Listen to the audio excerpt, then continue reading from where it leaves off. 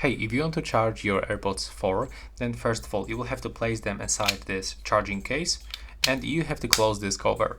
And if it is not working, then you have to be sure that you recharge charging case of your AirPods. And to do this, you can use simply the USB-C cable.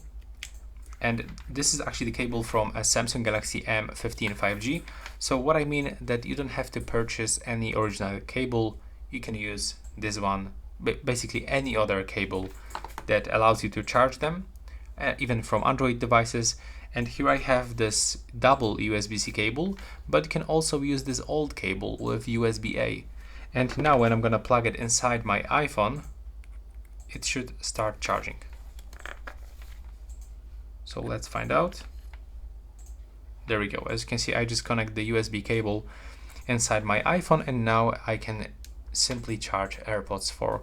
But it also works with any other device. If you are gonna connect this into your laptop, to your monitor, or even into the charging brick, like for example this one, you will be still able to charge them. So basically you will have to connect second end of the cable to the power supply. And that will be all. Thanks for watching.